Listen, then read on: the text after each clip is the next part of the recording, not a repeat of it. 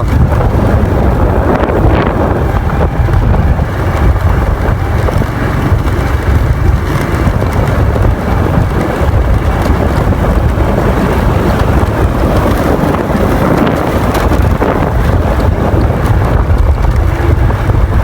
ในระหว่างการเดินทางของจะน่าต้องการ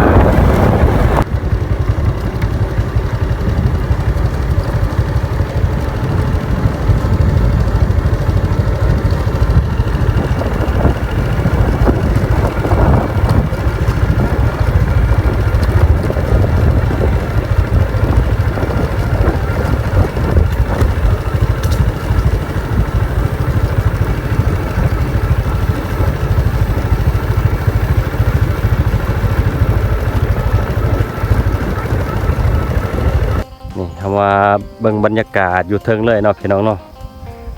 คือว่าทางหลังจะหน้าหันกับแมนอ่างเก็บน้ำเนาะอ่างเก็บน้ำของเขื่อนเซกามานเนาะถือว่าบอนจะหน้าอยู่นี่กับแมนจุดสูงจุดว่าจอมผู้ที่สูงในระหว่างเส้นทางเนาะการเดินทาง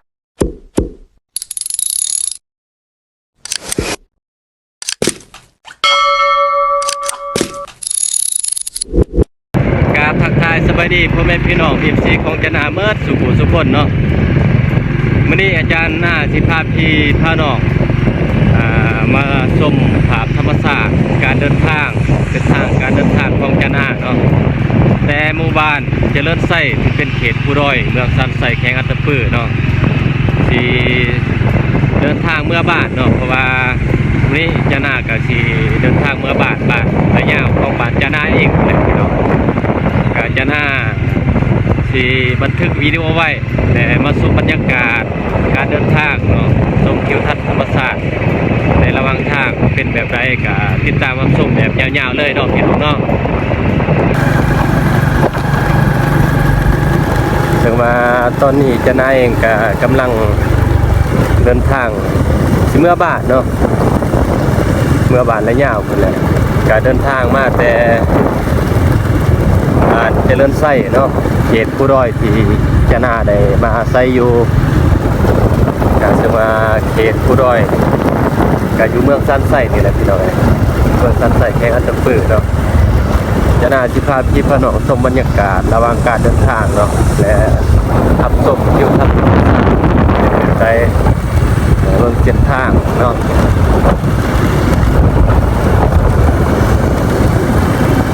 ในการเดินทางของเจนามื้อนี้เนาะก็ใช้เวลาอยู่ตอนนี้ก็ประมาณอยู่12 โมงเนาะ12 โมงที่เดินทางฮอดบ้านที่ฮอดบ้านนี่ก็เราได้โมงกับรถทันหูเนาะเพราะว่าผ่านมาเราเดินทางนี่ก็ใช้เวลา 2-3 ชั่วโมงเนาะ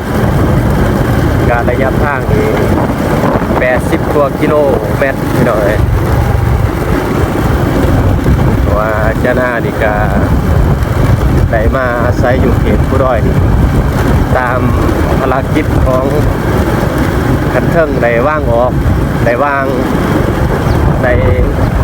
ให้จะน่าได้ลงเฮ็ดภารกิจเนาะไปอยู่เขตผู้ร้อยเนาะอยู่เมืองสันไส้นี้การด้วยระยะทาง80 กว่ากิโลนะพี่น้อยจะน่าจะพาพี่พน้องชมบรรยากาศระหว่างการเดินทางเนาะพี่น้องเนาะแต่ว่าช่วงนี้กับเป็นช่วงฤดูฝนเนาะใกล้สิฮอดฤดูฝนว่าซั่นซะก็สิให้ใกล้สิฮอดเลยพี่น้องก็ต้นไม้ใบหญ้านี่หรือว่าพืช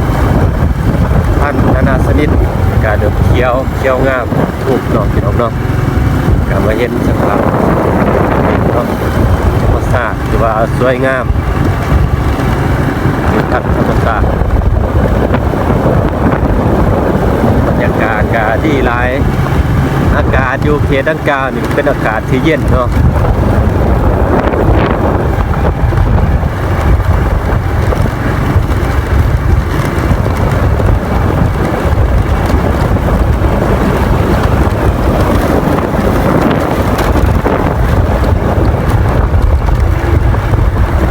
ระหว่างการเดินทางของเจนาต้องการพวกเขาจะรับส้มหน่วยผู้ธรรมศาสตร์เนาะหน่วยผู้หน่อยใหญ่สลับกันไปที่สวยสดงดงามพี่น้องเอ้ย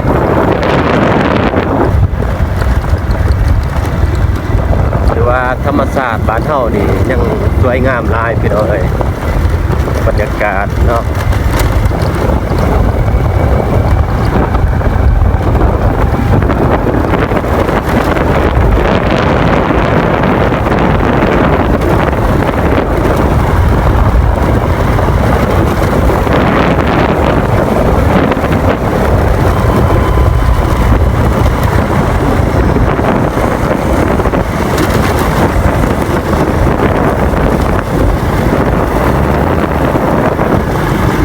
ระหว่างการเดินทางของเจนาเนาะ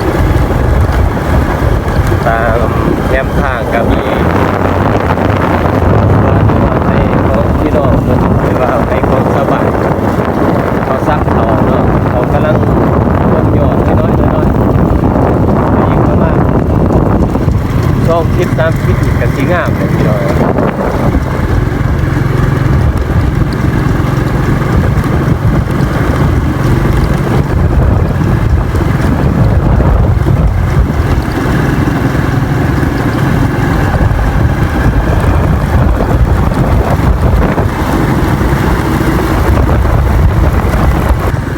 ธรรมศาสตร์สวยสดงดงามหลายพี่น้อย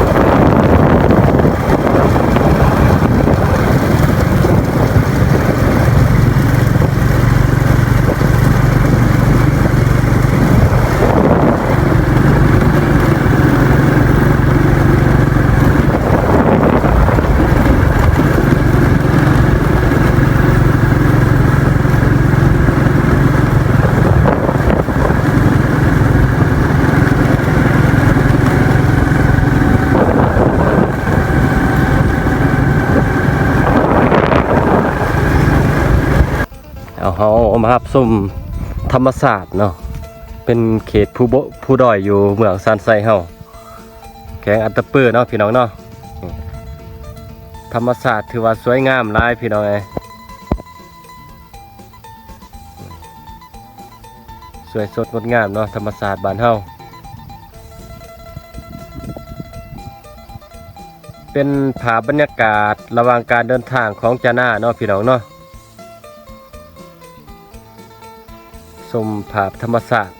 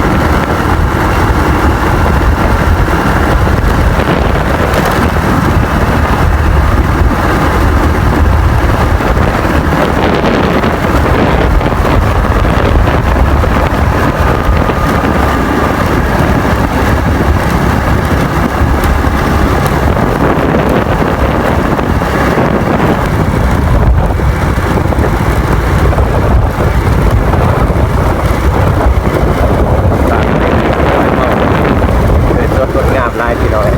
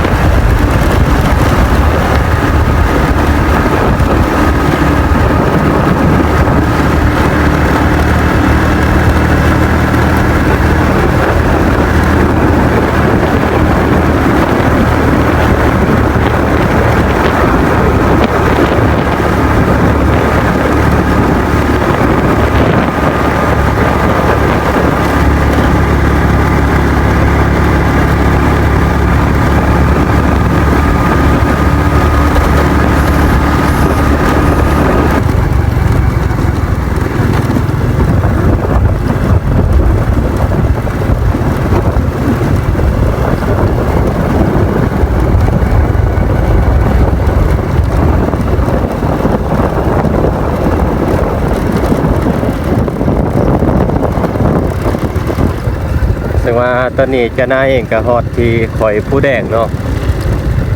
เป็นคอยที่สูงพอสมควรและก็ยาวพอสมควรพี่น้อย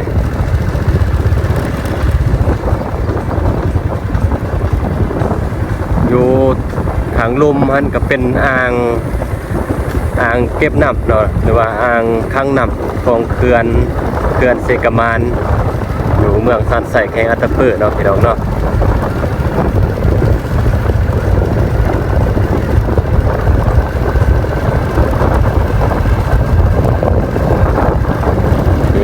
บริเวณดังกล่าวนี่เอิ้นว่าจุดภูแดงเนาะซึ่งว่าบริเวณดังกล่าวนี้จะมีสินซากของห้อยสินซากรถตั้งของห้อยที่เป็นสิ่งเศษเรือสินซากรถตั้งที่ตกข้างแต่สมัยสงครามพุ่นแหละพี่น้อย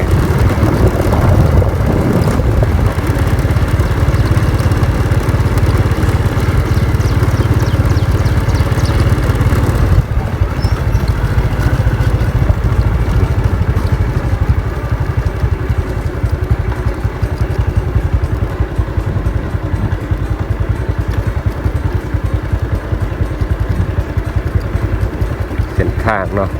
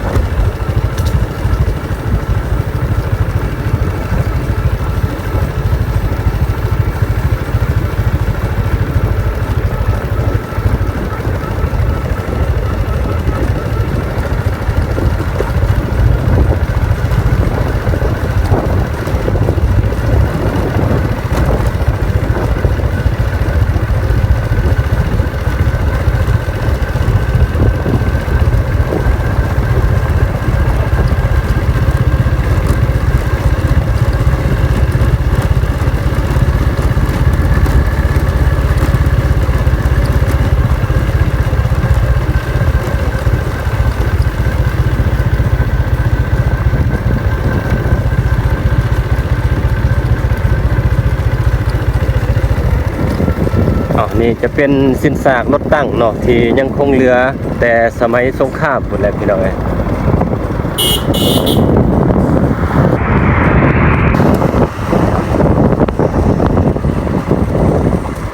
ทางพุ่นจะเป็นอ่างเก็บน้ำของเขื่อน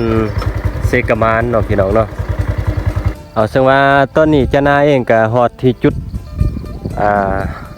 ชมวิวเนาะทูเขตผู้แดงเฮาเนาะอยู่เมืองสันไสแขวงอัตตปือนี้จะนาสิพาพี่พาน้องมาชมจุดชมวิวของเฮาเนาะนี่ชมวิวอ่างเก็บน้ำอยู่เขื่อนเซกามานเนาะนี่ถือว่าวิวดังกล่าวนี่ถือว่ามีความสวยสดงดงามหลายพี่น้องเอ้ยธรรมศาสตร์ก็อุดมสมบูรณ์เนาะพี่น้องเนาะประกอบกับมีห้องห้อยทางประวัติศาสตร์เนาะนี่จะน่าสิพาพี่พาน้องมาชมบรรยากาศในการสถานที่บอนเพิ่นอนุรักษ์ไว้เนาะเป็นห้องห้อยทางประวัติศาสตร์ก็คือสินสากรถตั้งเนาะที่ยังคงเหลือตั้งแต่สมัยสงครามเพิ่นแหละพี่น้องเอ้ยนี่ทางผู้รับผิดชอบเพิ่นก็อนุรักษ์ไว้พี่น้อง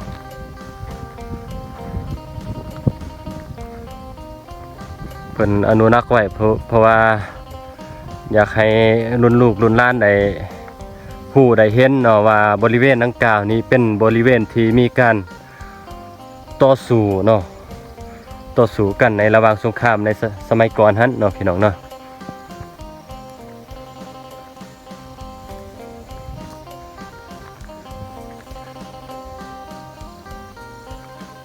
เป็นสินสาก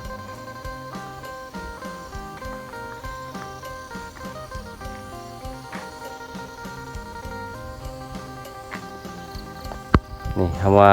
เบิ่งบรรยากาศอยู่เทิงเลยเนาะพี่น้องเนาะถือว่าธรรมศาสตร์นี่มีความสวยสดงดงามหลายพี่น้องเอ้ยนี่ประกอบกับบรรยากาศอากาศมื้อนี้ก็สดชื่นแจ่มใสพี่น้องเอ้ย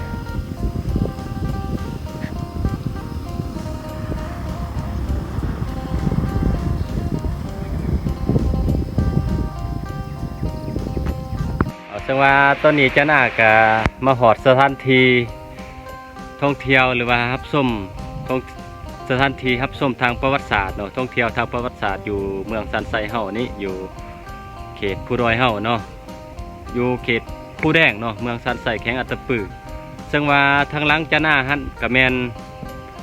อ่างเก็บน้ำเนาะอ่างเก็บน้ำของเขื่อนเซกามานอยู่เมืองสันไสแขวงอัตตปือเนาะพี่น้องเนาะซึ่งว่า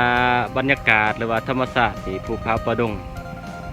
น้อยผู้เนาะหน่อยใหญ่สลับกันไปนี่มีความสวยสดงดงามหลายพี่น้องเอ้ย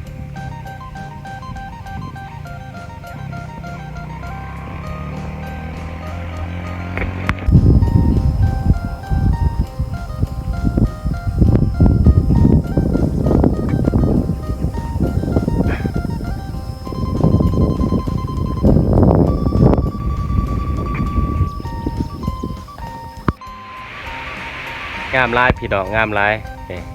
บอนจุดชมวิวเนาะจุดชมวิวธรรมชาติที่มีหน่วยผู้หน่อยใหญ่สลับกันไปอยู่ลุมพุ่นเนาะแล้วก็ส้มอ่างเก็บน้ำของเขื่อนไฟฟ้าเซกามานเนาะพี่น้องเนาะก็สวยงามหลาย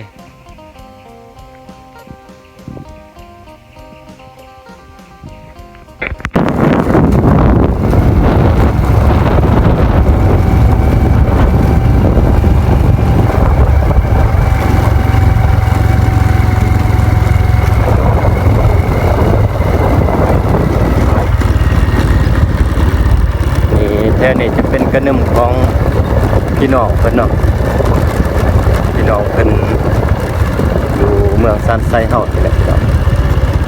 พี่น้องเพิ่นที่มาเฮ็ดให้เฮ็ดสวนอยู่แถวผู้นี่แหละพี่น้องเป็นกระนึ่มของพระเจ้า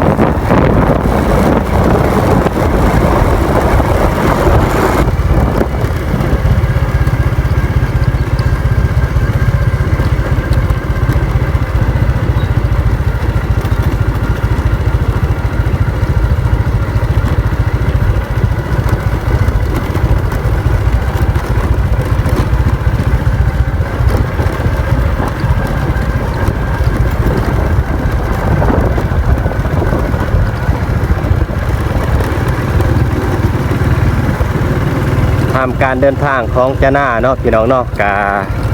มีภาพธรรมศาสตร์ที่สวยสดงดงามพร้อมด้วยหน่วยผู้เนาะหน่อยใหญ่สลับกันไปกามาชมบรรยากาศคือว่าอุดมสมบูรณ์เนาะสวยงามหลายพี่น้องเลย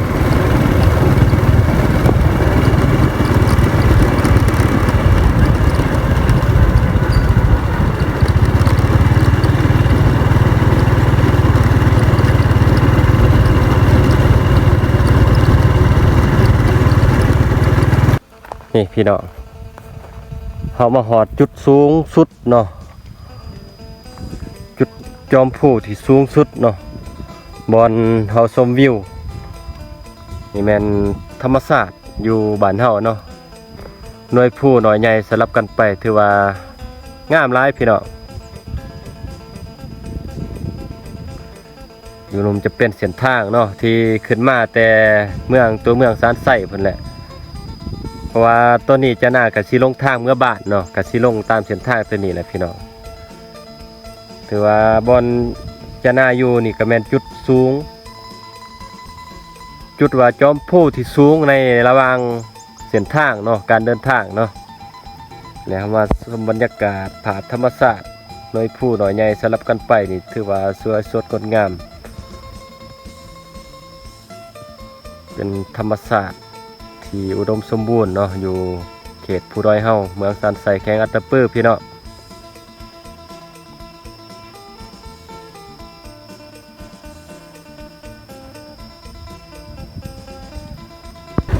เพิ่นว่าโครงผู้ทบศอก